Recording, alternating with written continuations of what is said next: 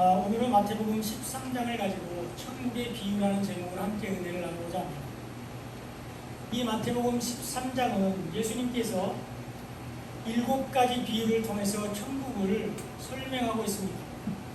씨 뿌리는 비유와 가라지 비유, 그리고 겨자씨 비유와 누룩의 비유, 또 좋은 밭에 감추인 보화와 좋은 진주, 그리고 그물 비유를 통해서 하나님의 나라를 설명하셨습니다. 그리고 예수님은 고향으로 돌아가 회당에서 가르치셨습니다. 그러나 사람들은 예수님을 믿지 않고 예수님을 배척했습니다. 오늘 말씀을 통해서 예수님께서 말씀하신 7가지 비유의 의미와 왜 예수님의 고향 사람들은 예수님을 믿지 않고 또 예수님의 지혜와 능력을 믿지 않았는지 살펴보면서 은혜를 나누고자 합니다. 예수님은 비유를 통해서 천국을 설명하셨습니다. 오늘 본문 1절로 2절에 보면 그날 예수께서 집에서 나가사 바닷가에 앉으시매 큰 무리가 그에게로 모여들거늘 예수께서 배에 올라가 앉으시고 온 무리는 해변에 서 있더니 이렇게 기록되어 있습니다. 그날 안식일 날입니다.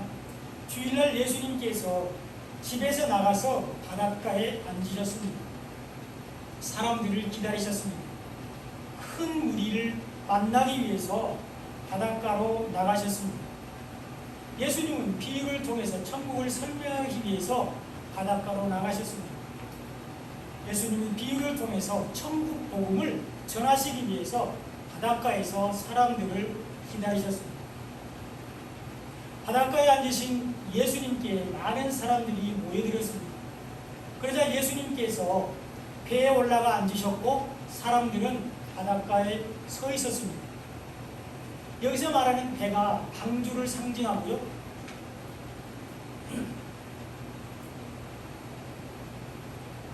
바다에 떠있는 바다, 즉 음부에 빠지지 않는 복음을 상징하고 있습니다. 그리고 이 배를 마가복음 4장에서는 바다에 떠있는 배라고 기록을 하고 있습니다. 복음을 가지고 있으면 음부에 빠지지 않는다는 것을 비유적으로 보여주고 있습니다. 진리의 말씀을 가지고 있으면 사단의 유혹에 빠지지 않는다는 것을 말씀하고 있습니다. 바다는 사단이 사는 곳, 음부를 상징하기 때문입니다.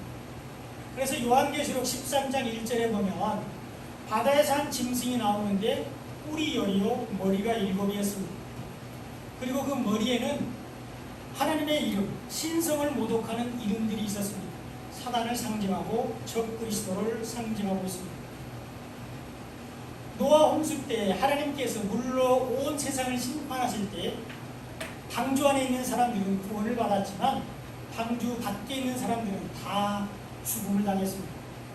우리는 오직 방주 안에 있을 때, 말씀 안에 있을 때 음부에 빠지지 않고 구원을 받을 수 있습니다. 예수님은 바다에 떠있는 배에서 비유를 말씀하셨습니다. 예수님은 비유를 통해서 천국을 설명하셨습니다. 첫 번째 비유는 씨 뿌리는 비유입니다. 오늘 보면 3절에 보면 예수께서 비유로 여러 가지를 그들에게 말씀하여 이르시되 씨를 뿌리는 자가 뿌리러 나가서 이렇게 기록되어 있습니다. 여기에 씨는 진리의 말씀을 말하고 있고요. 씨를 뿌리는 자는 바로 예수님입니다. 예수님이 이 세상에 오셔서 진리의 말씀을 전하신 것을 보여주고 있습니다. 예수님이 이 세상에 오셔서 생명의 말씀, 복음을 전파하신 것을 말씀하고 있습니다. 예수님이 뿌린 씨는 각각 다른 곳에 떨어졌습니다. 길가와 흙이 얕은 돌밭과 가시떨기에 떨어졌습니다. 그리고 어떤 씨는 좋은 땅에 떨어졌습니다. 여기서 땅이라고 비유를 하고 있지만 사실은 복음을 듣는 사람들을 가리키고 있습니다. 말씀을 듣는 사람들의 반응과 그들의 신앙생활의 기준이 어떠한가를 말하고 있는 것입니다. 예수님은 같은 열매를 맺을 수 있는 같은 씨를 뿌렸습니다. 그러나 열매는 달랐습니다. 똑같은 씨를 뿌렸지만 떨어지는 곳에 따라서 맺혀진 열매는 달랐다는 것입니다. 첫째, 길가에 떨어진 씨는 열매를 맺지 못했습니다.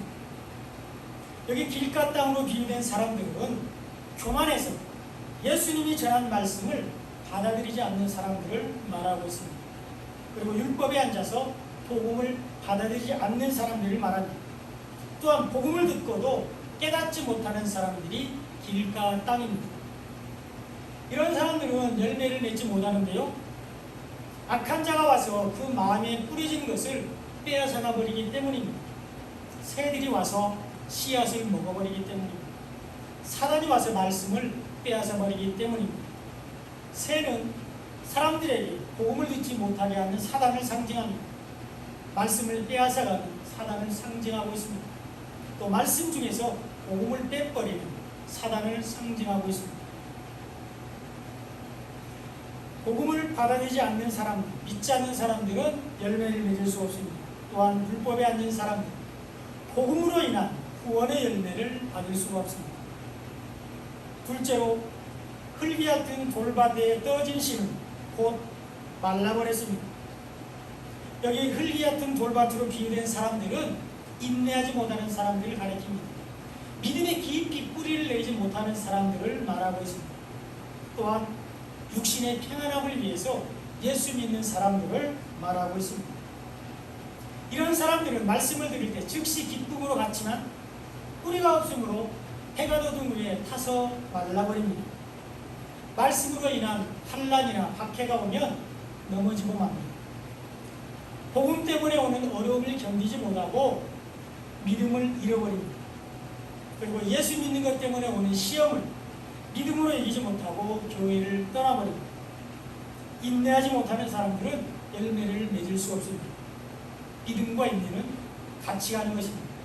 끝까지 견디는 자가 구원의 멸관을 받을 수 있습니다. 그리고 육신의 평안함을 따르는 사람들은 구원의 열매를 맺을 수 없습니다. 그리고 셋째는 가시떨기에 떨어진 씨는 결실을 맺지 못합니다. 가시가 자라서 씨가 자라는 것을 방해하기 때문입니다. 여기서 말하는 가시는 율법주의자들을 말합니다. 율법에 앉아서 율법으로 남을 찔러대는 것이 가시떨기입니다. 율법으로 남을 판단하고 정죄하는 것을 말합니다.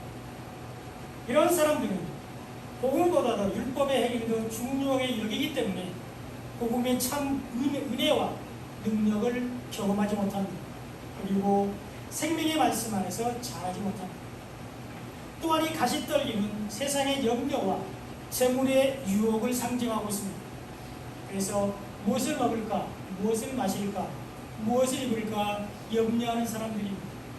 하늘의 가치관이 아니라 땅의 가치관으로 사는 사람들입니다. 그런데 예수님은 우리에게 무엇을 먹을까, 무엇을 마실까, 몸을 위하여 무엇을 입을까 염려하지 말라고 분명하게 말씀하셨습니다. 너희가 염려함으로 키를 한 자라도 크게 할 수 있느냐, 이렇게 말씀하셨습니다. 그러므로 우리는 염려하지 말고 먼저 주님의 나라와 주님의 의를 구하는 삶을 살아야 합니다. 율법주의자들은 복음으로 맺는 구원의 열매를 맺을 수 없습니다. 그리고 기복신앙이나 물질 만능주의, 신비주의, 은사주의는 주님이 인정하시는 열매를 맺을 수 없습니다. 그러나 좋은 땅에 떨어진 씨는 100배, 60배, 30배의 결실을 맺습니다. 오늘 8절에서 예수님은 더러는 좋은 땅에 떨어지니 어떤 것은 100배, 어떤 것은 60배, 어떤 것은 30배의 결실을 하였느니라, 이렇게 말씀하셨습니다. 여기 좋은 땅으로 비유된 사람들은 하나님을 간절히 사모하는 사람들입니다. 하나님을 간절히 알고 싶어하는 사람들입니다. 그리고 예수님이 산상수훈에서 말씀하신 이 팔복의 마음을 가진 사람들이 좋은 땅입니다. 그리고 좋은 땅은 말씀을 듣고 깨닫는 사람들입니다. 율법으로 죄를 깨닫고 복음으로 나오는 사람들이 바로 좋은 땅입니다. 이런 사람들은 100배, 60배, 30배의 결실을 맺습니다.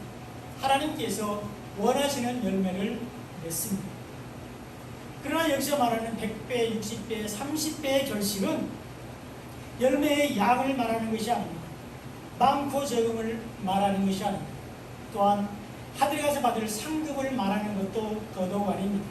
상급의 크고 높음을 말하는 것이 아닙니다.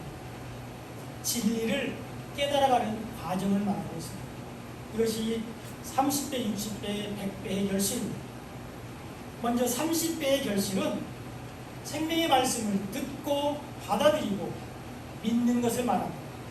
예수님의 죽으심과 부활을 믿는 것이 30배의 결실입니다. 예수님은 우리에게 참 안식을 주시기 위해서, 우리를 구원하시기 위해서 3일길을 먼저 가셨습니다. 그것이 예수님의 죽으심과 부활입니다.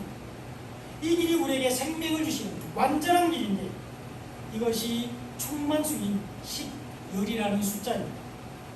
그러므로 30배의 결실을 맺는다는 것은 생명의 말씀인 복음을 듣고 그 말씀을 받아들이고 믿는 것을 말합니다. 이것이 30배의 결실입니다. 그리고 60배의 결실은 인내와 연단을 통해서 정금 같은 믿음으로 다시 태어나는 것을 말합니다. 성경에서 6은 사람의 수입니다. 사람의 계명을 말합니다. 장로들의 유전이나 교회의 전통이나 세상의 학문, 철학 등을 6이라고 표현합니다. 그리고 또 6은 짐승의 수입니다. 그래서 요한계시록 보면 666이 나오죠. 그리고 6은 사단의 수입니다. 그러므로 성경에서 6은 하나님의 말씀이 아닌 사람의 말, 짐승의 말, 사단의 말을 상징합니다. 그것을 예수님이 십자가에서 완전한 복음으로 바꿔주셨습니다. 그리고 그 복음을 받아들이고 그 복음을 정금 같은 믿음으로 가지고 있는 것이 바로 60배의 결실입니다. 사람의 계명을 통한 시험이나 세상의 염려와 걱정을 믿음으로 이기는 것이 60배의 결실입니다. 돌이 떡이 되게 하는 사단의 재물에 대한 유혹을 말씀으로 이기는 것이 바로 60배의 축복입니다. 이런 사람들이 히브리서 5장 14절에 말하는 단단한 음식을 복음을 먹는 사람들입니다. 단단한 음식은 장성한 자의 것입니다. 그들은 지각을 사용함으로 연단을 받아서 선악을 분별한 자들이냐, 이렇게 기록되어 있습니다. 연단이 없는 것이 축복이 아니라 연단을 믿음으로 승화하는 것, 이것이 축복이라는 것입니다. 연단을 통해서 정금 같은 믿음으로 나오는 것이 축복입니다. 욥기 23장 10절에서 욥은 이렇게 고백합니다. 나의 가는 길을 오직 그가 아시나니 그가 나를 단련하신 후에 내가 정금같이 나오리라, 이렇게 기록되어 있습니다. 하나님께서 나의 길을 아는 것이 축복입니다. 나를 단련하신 후에 정금 같은 믿음으로 나오게 하시는 것이 축복이라는 것입니다. 예수님께서 나의 길이 되어 주시는 것이 축복입니다. 예수님의 말씀이 내 발에 등이요 내 길에 비치신 것이 축복입니다. 인내와 연단을 통해서 정금 같은 믿음으로 다시 태어나는 것이 60배의 결실입니다. 그런 사람들이 100배의 결실을 맺게 됩니다. 100배의 결실은 진리의 말씀을 깨닫는 것입니다. 진리 안에 굳게 서 있는 것입니다. 복음의 말씀이 내 안에서 생명이 되는 것이 100배의 결실입니다. 충만한 은혜의 말씀이 내 안에 차고 넘치는 것이 바로 100배의 결실입니다. 그리고 복음으로 구원을 받는 것이 100배의 결실입니다. 그러므로 생명의 말씀을 듣는 사람들, 예수님의 죽으심과 부활을 믿는 사람들이, 이것이 30배의 결실인데, 이런 사람들이 인내와 연단을 통해서 정금 같은 믿음으로 다시 태어납니다. 이것이 60배의 결실이고요. 이런 사람들이 진리의 말씀을 깨닫고 진리 안에 굳게 서게 됩니다. 복음의 말씀이 내 안에서 생명이 되는 축복을 누리게 됩니다. 이것이 100배의 축복입니다. 그러므로 30배의 결실을 맺는 사람이 60배의 결실을 맺게 되고, 그런 사람들이 100배의 결실을 맺게 되는 것입니다. 이런 축복을 누리는 삶을 사시기를 축원드립니다. 두 번째 비유는 가라지 비유입니다. 오늘 보면 24절로 25절에서 예수님은 그들 앞에 또 비유를 들어 이르시되, 천국은 좋은 씨를 제밭에 뿌린 사람 같으니 사람들이 잘 때에 그 원수가 와서 곡식 가운데 가라지를 덧뿌리고 갔더니, 이렇게 기록되어 있습니다. 천국은 좋은 씨를 자기의 밭에 뿌린 사람과 같다, 이렇게 말씀합니다. 여기에 맡은 세상이라고 예수님이 오늘 38절에서 설명해 주고 있습니다. 예수님이 세상에 좋은 씨, 생명의 열매를 맺을 수 있는 씨를 뿌리셨습니다. 더 구체적으로 말하면 예수님이 세상에 있는 자기의 마트, 교회에 좋은 씨를 뿌리셨습니다.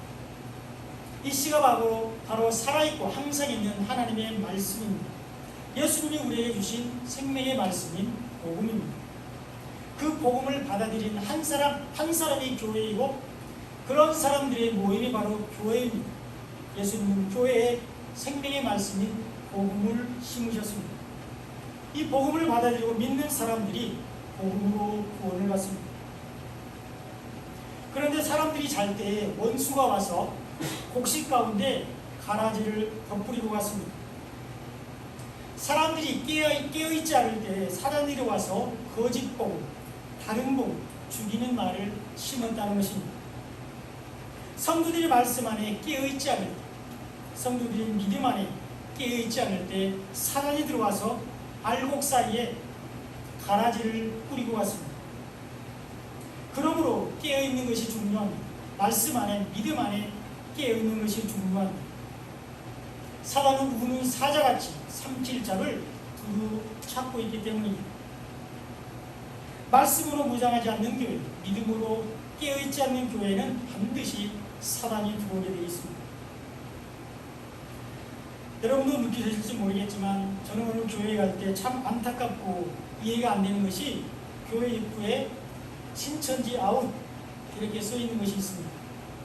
그래서 신천지는 한글로 써 있고요, 아웃은 또 영어로 써 있습니다. 빨간 글씨로 아웃 이렇게 써 있습니다. 이렇게 신천지 아웃 이렇게 써놓으면 신천지가 그 교회에 안 들어올까요? 그리고 혹시 이미 들어와 있는 신천지가 스스로 알아서 물러갈까요? 실제로 성도들에게는 신천지에 대한 경각심을 불러일으키고 조심하게 하는 효과는 있을 수 있습니다. 그러나 실제 거기에 들어와 있는 신천지, 또 거기에 들어가려고 하는 사람들에게는 좋은 사인으로 보입니다.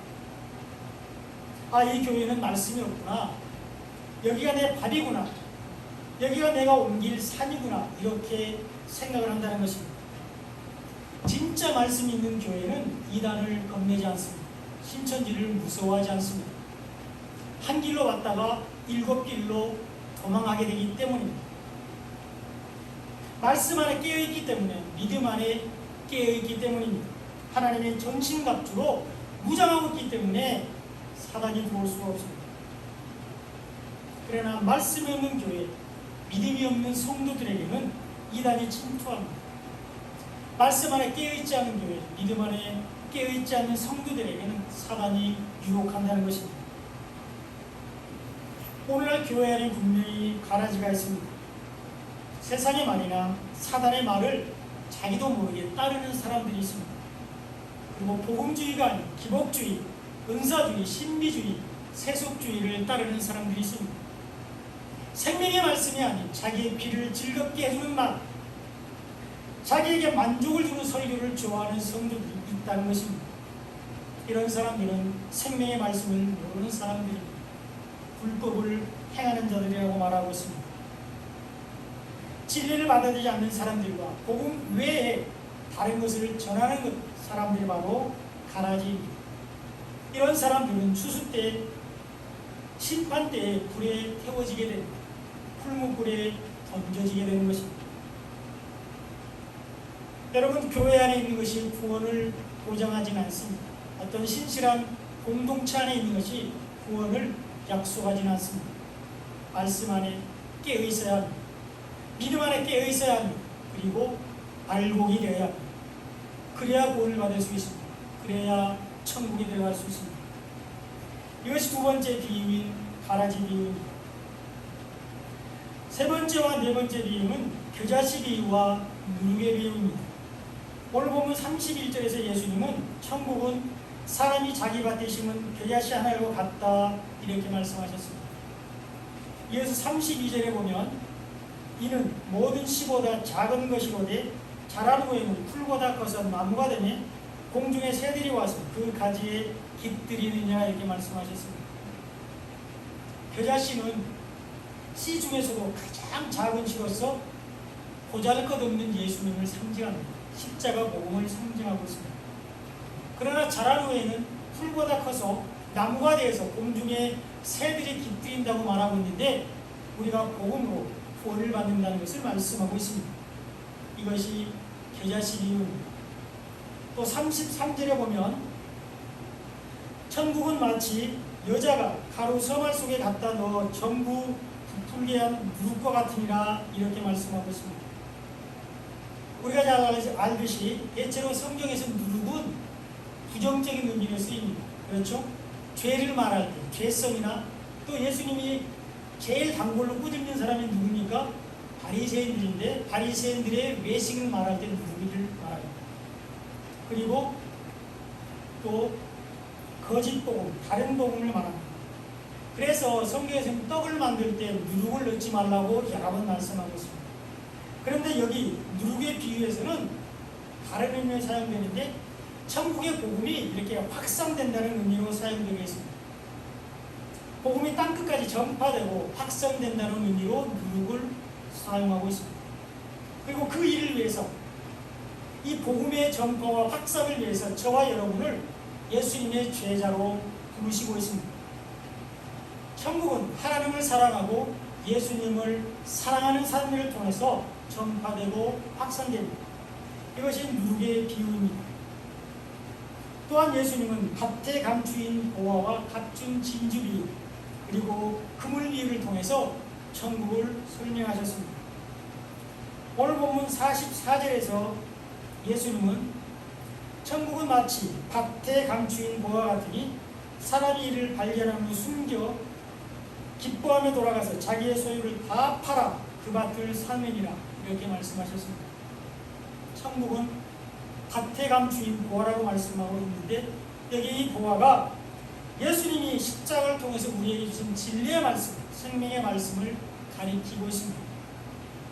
이 땅의 모든 소유보다 귀한 생명의 말씀인 복음을 상징하고 있습니다.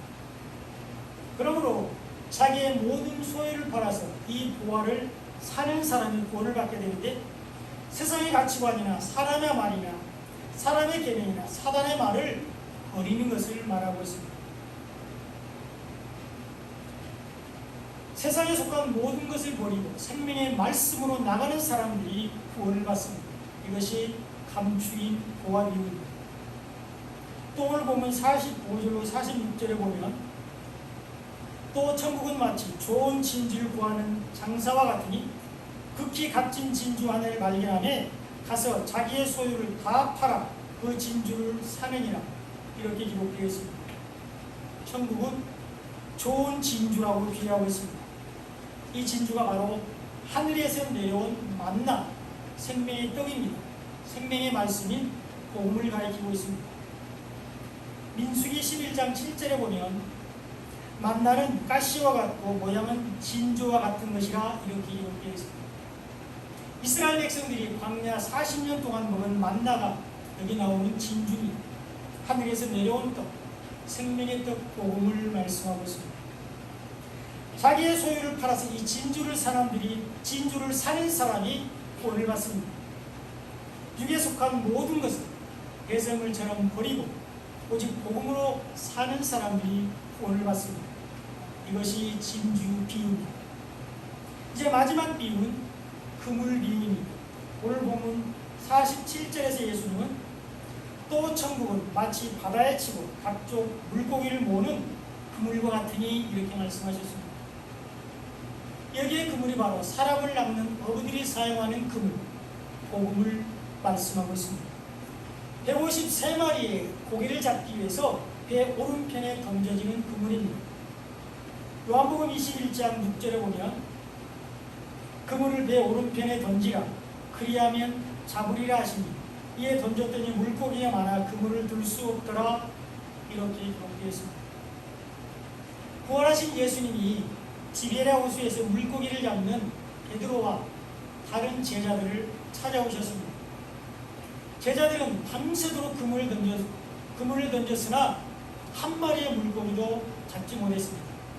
그때 예수님께서 배 오른편에 그물을 던지라고 말씀하셨고 그때 큰 물고기 153마리가 잡혔는데 그물이 찢어지지 않았습니다. 복음은 구원하는 능력이 있다는 것을 말씀합니다. 복음은 부족함이 없다는 것을 말씀하고 있습니다. 여기 153마리의 큰 물고기를 이 각각의 수를 더하면 9가 됩니다. 1 플러스 5 플러스 3을 하면 9가 됩니다. 그리고 9는 성경에서 구원의 숫자입니다. 그러므로 그물, 이 복음 안에 있는 물고기 153마리는 복음으로 구원을 받은 성도들을 가리키고 있습니다. 그리고 그 그물이 찢어지지 않았는데 복음은 구원할 자를 다 구원하고도 남음이 있다는 것을 말씀하고 있습니다. 그러나 작은 물고기, 못된 물고기는 내버리게 됩니다. 세상 끝에도 의인 중에서 악한 자를 골라내서 풀무불에 던집니다. 거기서 슬피 울며 이를 가리게 됩니다. 복음을 받아들이지 않는 사람들, 복음을 잃어버린 사람들은 심판을 받게 됩니다. 이것이 그물비유입니다. 예수님은 모든 것을 비유로 말씀하셨습니다. 오늘 본문 34절에 보면 예수께서 이 모든 것을 우리에게 비유로 말씀하시고 비유가 아니면 아무것도 말씀하지 아니하셨으니 이렇게 기록되어 있습니다. 예수님은 비유로 말씀하시고 비유를 통해서 창세로부터 감추인 것, 십자가 복음을 드러내셨습니다. 그리고 비유를 통해서 예수님이 이 땅에 오신 목적을 말씀하고 있습니다. 그러면 왜 예수님은 모든 것을 비유로 말씀하시고 비유가 아니면 말씀하지 않으실까요? 직접적으로 말씀하신 이해하기도 쉽고 더 잘 알아들을 텐데 왜 비유로 말씀하실까요? 그것이 오늘 본문 11절에 잘 나와 있습니다. 천국의 비밀을 아는 것이 너희에게는 허락되었으나 그들에게는 아니되었나니 이렇게 말씀하셨습니다. 예수님이 모든 것을 비유로 말씀하신 이유는 천국의 비밀을 아는 것이 우리에게는 허락되었으나 그들에게는 허락되지 않았기 때문이라고 말씀하고 있습니다. 생명의 말씀, 창세전 하나님의 구원 계획을 아는 것이 우리에게는 허락되었으나 그들에게는 허락되지 않았기 때문이라고 말합니다. 복음 안에 있는 우리에게는 허락이 되었지만 율법 안에 있는 그들에게는 허락되지 않았다는 것입니다. 또 성령을 통해서 성령이 기록된 하나님의 뜻을 아는 우리에게는 허락되었지만 말씀을 문자로만 보고 또 율법 안에 앉아있는 율법주의자들에게는 감춰졌다고 말씀하시는 것입니다. 이것은 이미 예수님이 오시기 약 700년 전에 이사야 선지자를 통해서 예언된 것입니다. 말씀을 듣기는 들어도 깨닫지 못하며 말씀을 보기는 보아도 알지 못한다 이렇게 예언되었고요. 또 마음이 완악하여져서 귀는 듣기에 둔하고 눈은 감았으니 이는 눈으로 보고 귀로 듣고 마음으로 깨달아 돌이켜 내게 고침을 받을까 두려워하니라 이렇게 이미 예언되어 있습니다. 말씀을 깨닫게 하신 것은 성령의 사역입니다. 하나님께서 귀를 만져주시고 우리의 마음을 만져주셔야 우리가 복음을 들을 수 있고 복음을 깨달을 수 있습니다. 그리고 이것이 하나님의 주권입니다. 이것이 야곱은 사랑하고 에서를 미워한 하나님의 주권입니다. 그러나 하나님께는 불의가 없습니다. 그러므로 우리가 왜 그렇게 하시냐고 따질 수 없습니다. 하나님은 구민이 여길 자를 구민이 여기시고 완악하게 하실 자를 완악하게 하십니다. 그것이 하나님의 주권입니다. 그러나 하나님께는 불의가 없습니다. 그러므로 우리가 반문할 수 없습니다. 다만 우리는 우리를 구민이 여길 자로 불쌍히 여길 자로 여겨주셔서 우리를 구원해 주신 그 은혜에 감사할 뿐입니다. 우리에게 성령을 보내주셔서 비유를 깨닫게 하시는 하나님께 영광을 돌릴 뿐입니다. 우리의 눈은 볼 수 있어서 우리의 귀는 들을 수 있어서 복이 있습니다. 우리가 복음을 받아들이고 믿을 때 우리 안에 성령이 계시고 우리 안에 계신 성령이 우리가 복음을 듣고 깨닫게 해주십니다. 요엘서 2장 28절에 보면 그 후에 내가 내 영을 만민, 여기서 말하는 만민은 복음을 받아들이는 사람을 말합니다. 내가 내 영을 복음을 받아들이는 사람들에게 부어주리니 너희 자녀들이 장래일을 말할 것이니 너희 늙은이는 꿈을 꾸며 너희 젊은이는 이상을 볼 것이다. 이렇게 기록되어 있습니다. 하나님은 복음을 받아들이고 믿는 사람들에게 성령을 보내주셔서 비유를 깨닫게 해주십니다. 그러나 예수님의 고향 사람들은 복음을 받아들이지 않았습니다. 그들은 예수님을 영으로 보지 않고 육으로 보았기 때문입니다. 그들은 예수님을 메시아로 보지 않고 몫으로 봤습니다. 그들은 예수님을 하나님의 아들로 보지 않고 마리아의 아들로 봤습니다. 그들은 예수님을 누구누구의 육신의 형제요 오빠라고 봤습니다. 그래서 그들은 예수님의 은혜와 지혜와 능력을 깨닫지 못했습니다. 그래서 그들은 예수님을 믿지 않고 배척했습니다. 우리도 영을 따르지 않고 육을 따르면 구원을 받을 수 없습니다. 그러므로 우리는 육을 버리고 영을 따르는 삶을 살아야 합니다. 이제 말씀의 결론입니다. 예수님은 비유를 통해서 천국을 설명하셨습니다. 7가지 비유를 통해서 천국을 말씀하셨는데 복음으로 구원을 받는다고 말씀하고 있습니다. 복음을 받아들이고 믿는 사람들은 구원을 받는다고 말씀하고 있습니다. 하나님은 우리를 구원하시고 작정하시고 우리에게 은혜를 베풀어 주셨습니다. 우리에게 성령을 보내주셔서 말씀을 깨닫게 해주셨습니다. 우리가 복음을 받아들이고 믿음으로 구원을 받게 해주셨습니다. 이것이 은혜입니다. 이 은혜에 감사하며 하나님께 영광 돌리는 삶을 사시기 바랍니다. 이 은혜에 감사하면서 육을 버리고 영을 따르는 삶을 사시기 바랍니다. 이 은혜에 감사하면서 말씀 안에서 예수님과 동행하는 삶을 사시기를 간절히 축원드립니다.